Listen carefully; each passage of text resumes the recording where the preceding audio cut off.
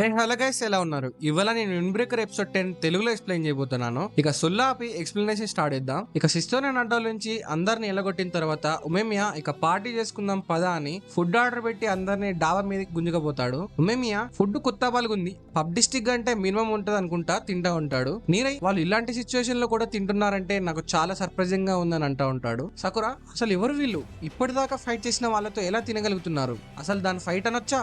అసలు అలా ఎలా చేయగలుగుతున్నాడు? నేనైతే అసలు అలా ఎప్పుడు చేయలేను అనుకుంటా ఉంటాడు. టొగామే తినకుండా ఆలోచిస్తా ఉంటే ఉమేమియా ఏంటి టొగామే తినట్లే అని అడుగుతాడు. ఇదంతా జరిగింది నా వల్లే. సిస్టర్ని మరుగున పడిపోవడానికి నిన్న బహురిన్ దగ్గర గొడవ, ఇవాళ ఇది మొత్తం అన్నిటికీ నేను క్షమాపణ కోరుకుంటున్నాను అని అంటుంటే టొమియమ్మ కూడా క్షమాపణ అడుగుతాడు. విన్నావు కదా సకురా, ఏం చేస్తావు నువ్వే డిసైడ్ చేయని ఉమేమియా అంటాడు. ఇది విని సకురా సర్ప్రైజ్ అయిపోతాడు. నువ్వు ఏ పనిష్మెంట్ ఇచ్చినా నేను యాక్సెప్ట్ చేస్తా అని టొగామే అంటాడు. టొగామే చేసినవన్నీ గుర్తు తెచ్చుకొని నువ్వు ఖచ్చితంగా ఒక కూల్ గాయ్ అవ్వాలని అంటాడు. ఇక చిల్లర పనులు చేయకు సరేనా అని అంటాడు. టొగామే పక్కా అని అంటాడు. టొమియమ్మ ఉమేమియా నువ్వు టాప్ లో ఉన్నావు, నువ్వు ఇంత ఫన్ గా ఎలా ఉన్నావు, నీకు ఇంత ఫన్ ఎలా వస్తుందని అడుగుతాడు. నాకు తినడం ఇష్టం, కొత్తగానే తినడం కాకుండా పొరగాళ్ళందరినీ ఒక దగ్గర చేర్చి పార్టీ చేసుకుంటే తినడం అంటే ఇష్టం. పిచ్చోళ్ళ మాటలు చెప్పుకుంటూ పిచ్చోళ్ళ నవ్వుకుంటూ నీ జీవితంలో జరిగే అన్ని చెడు విషయాలు మర్చిపోతావు. అన్నిటికన్నా నేను అలాంటి టైమ్స్ కోసం ఎదురు చూస్తా ఉంటాను. అందుకే నేను ఎప్పుడు ఎంజాయ్ గా కనపడతాను.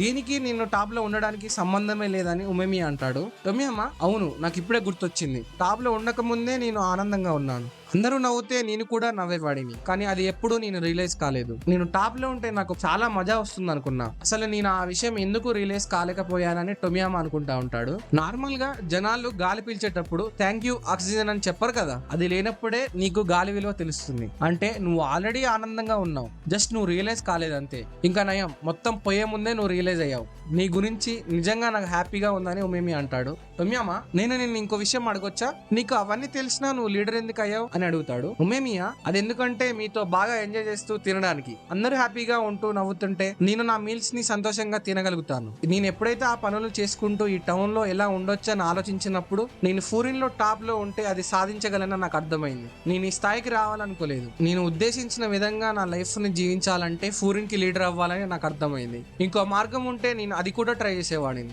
ఒకవేళ ఆ మార్గంలో వెళ్తే మీతో ఇలా ఎంజాయ్ చేస్తూ తినగలిగేవాడినా అని అంటా ఉంటాడు. టొమియమ్మ నువ్వు నిజంగానే గ్రేట్ ఉమేమియా, నువ్వు నీ గురించి పూర్తిగా తెలుసుకొని నువ్వు టాప్ కి రీచ్ అయ్యావు. ఉమేమియా తప్పు, నేను ఇక్కడికి రాలేదు, అందరూ నన్ను ఉండనిచ్చారు, నీకై నువ్వు టాప్ కి చేరుకోలేవు తెలుసా అని అంటాడు. సకురా ఉమేమియా అన్న మాటలు గుర్తుకు తెచ్చుకుంటా ఉంటాడు. నా ఫ్రెండ్స్ విషయానికి వస్తే నేను అస్సలు ఓడిపోనా ఉమేమియా అంటాడు. టొమియమ్మ నువ్వు నీ భుజాల మీద చాలా మోస్తున్నావు ఉమేమియా అని అంటాడు. నా దెబ్బల వెనకాల బలం లేకపోవడంలో తప్పులేదులే, నేను ఎన్ని దేవుళ్ళకు మొక్కిన ఆ ఫైట్ విన్ అయ్యేవాడిని కాదని అనుకుంటా ఉంటాడు. ఇక ఉమేమియా వాళ్ళు బొఫరిన్ కి తిరిగి వెళ్ళడానికి రెడీ అయిపోతారనమాట.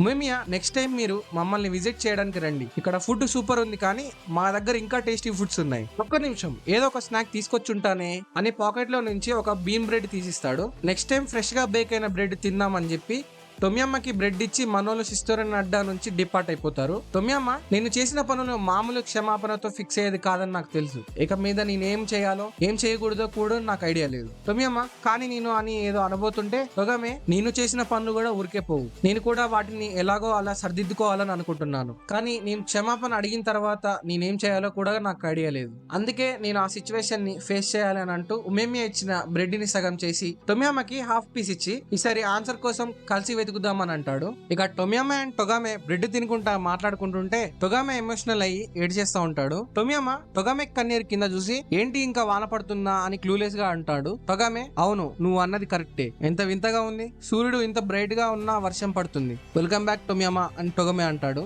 ఇక మన గ్యాంగ్ బఫరిన్ కి రిటర్న్ అవుతారు. మన ఊళ్ళ కోసం ససాకి వర్రీ అవుతూ రోజు మొత్తం వెయిట్ చేస్తాడు. ఉమేమియా మాకు వదిలే అని చెప్పాం కదా, ఇష్యూ రిజాల్వ్ అయిపోయింది అని ససాకి చెప్తాడు. ఇది విని ససాకి చాలా చాలా థ్యాంక్ యూ అని అంటాడు. ఇక మనోళ్ళు కొటోహా రెస్టారెంట్ కి వస్తారు. అందరూ బాగానే దెబ్బలు తినొచ్చారా అనుకుంటా కొటోహా మనోళ్ళకి వెల్కమ్ చెప్తుంది. సకురా ఇక నేను వెళ్తున్నా అని చెప్పిపోతుంటే ఉమేమియా సకురాని పైకెత్తి ఇవాళ సెలబ్రేట్ చేసుకునే రోజు అని సకురాని సోఫా మీద పడేస్తాడు. నేను నీతో మాట్లాడాలని ఉమేమియా అంటే ఇప్పుడు మన సకురా కొద్దిగా కామ్ అవుతాడు అనమాట. సకురా నేను టాప్ కి ఒంటరిగా చేరుకుంటారు అని అనుకున్నా, అందరికన్నా బలవంతుడే టాప్ లో ఉంటాడు అనుకున్నా, కానీ అసలు అలా ఉండదట అని అనుకుంటా ఉంటాడు. ఉమేమియా టొగమేతో నీ కన్వర్జేషన్ ఎలా జరిగిందని అడుగుతాడు. సకురా నేను నా పిడికిలి దెబ్బలతో మాటలు వినడం గానీ మాటలు మాట్లాడడం గానీ అలాంటి విషయాలు ఏం జరగలేదని అంటాడు. ఇది మనోళ్ళు సకురాని బాగా ఎక్కిరిస్తారనమాట.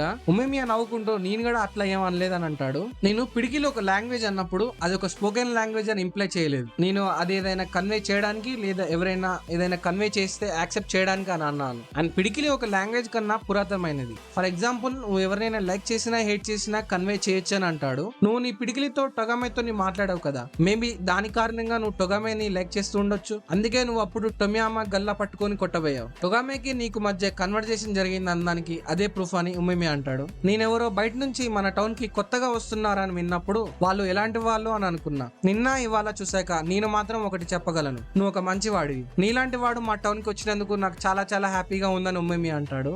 అంటే ఇది ఒక వెల్కమ్ పార్టీ అనుకోవచ్చు అన్నమాట అని హిరాగే అంటాడు. సకురా, అసలు ఎలా మీరు ఈ విషయాలన్నీ ఇంత ఈజీగా యాక్సెప్ట్ చేస్తారు?